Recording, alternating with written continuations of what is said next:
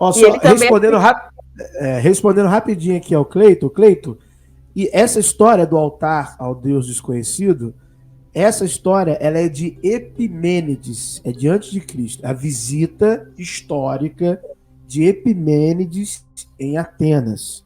Então, Epimênides, que faz a sugestão, tem toda uma história do porquê, de uma peste que havia na cidade. Ele critica vários deuses que tem em Atenas, coisa e tal. E ele é que sugere essa história de construir um altar ao Deus desconhecido. E essa literatura grega é reproduzida, né, reciclada no livro de Atos dos Apóstolos, aí na história do apóstolo Paulo, tá bom? Então é Epimênides, tá bom? Você pode pesquisar que você vai encontrar essa história, tá bom? Epimênides é o Deus desconhecido. Professora, sobre serafes, nós temos...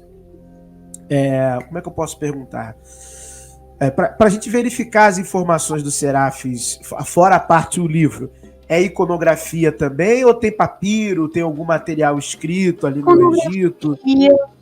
Olha, tem livros, né, iconografias, e ele está muito registrado ali também em papiros, em documentos ali da época do período ptolomaico. Né? Então há registros então é ali que eu tenho que pesquisar. Há todo esse registro, né, essa documentação. Inclusive, era até para ter trazido alguma coisa, mas acabou que foi tanto assunto numa live só. Não, tá ótimo para mim, eu tô achando maravilhoso. Cada um tem que saber pesquisar também.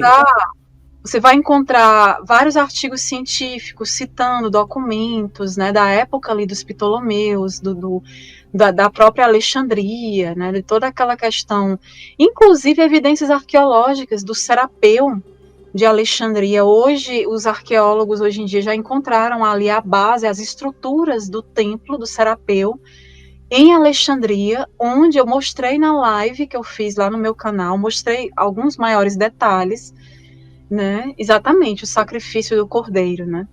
E eu mostrei alguns maiores detalhes na live que tem no meu canal, pessoal, porque realmente, pois é, transmutação, mas é porque a gente vê muito isso, inclusive nesses livros que eu indiquei para vocês, eu vejo muito esse termo, transmutação, né? É uma forma no mundo antigo, iniciação era vida, cara. Não tem jeito de correr, não. Realmente não tem para onde, né? No mundo antigo, era o que o pessoal fazia. Não tinha internet, não tinha... não tinha nada disso. Vamos ser iniciado ali, vamos. Até porque ele dava sentimento de pertencimento, sim, né? Algumas iniciações, status social, proteção, rede de proteção, né? Tem uma série de tem que ver que esse culto ele foi registrado, inclusive, por vários historiadores, né? Na live que eu fiz no meu canal, eu cito vários historiadores também. E por quê? Porque ele estava ali, o centro de culto dele era um templo que estava ali ao lado da biblioteca de Alexandria. Então, vocês imaginam, ele foi registrado por muita gente e por muitos estudiosos. E a gente tem, hoje, a arqueologia já comprovou ali as bases desse templo, né, que ele foi destruído ali quando o cristianismo foi oficializado. Mas a gente tem as bases, né, do templo onde era o Serapeu ali de Alexandria. E tem o Serapeu de Saqqara, mas lembrando, o Serapeu de Saqqara é mais antigo, não existia Serapis, e lá o culto é ao touro Apis. Não existia Serapis ali por volta da 18ª dinastia, mas já tinham certos ritos, né, de sacrifício, de orações, procissão, né, para sacrificar o touro, né, já tinha, e muito disso foi assimilado, né, por esse deus esponja. É o deus esponja que eu chamo, é o deus Serapis, porque ele realmente é um deus esponja, né?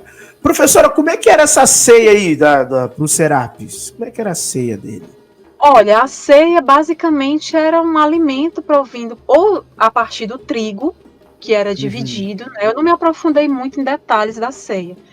Ou quando o touro era sacrificado, né, que eles se alimentavam. Né, tinha essa alimentação, a gente vê isso também no mitraísmo.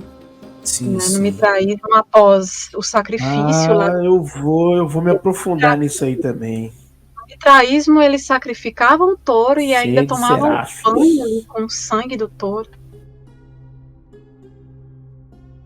Bem interessante. E depois tinha essa questão da alimentação, né? Da ceia, de uma coisa assim, né? Então, o Serapis também está relacionado ao deus da cura, um curandeiro, um terapeuta, né? Inclusive, em algumas representações, ele está, inclusive, utilizando a serpente de Asclépio. Olha só, Asclépio, que é um deus grego que foi educado ali nas artes das ervas medicinais, né, das cirurgias, né? Então, a gente vê uma outra reciclagem mitológica. Professor Carlos travou. Ai, eu acho que ele travou, gente. Que ele não está falando nem mexendo, mas ele deve voltar já. Vou dar continuidade aqui. Então, Serapis era adorado com sacrifícios desses touros, né? E assim, que representava a entrada ali na vida eterna após a morte. Tinha todo assim, um simbolismo em torno disso, né? Um dogmatismo, né? Então, os crentes... Você caiu, né? Você travou. Deu uma bugada aqui a internet aqui em casa, mas já voltou.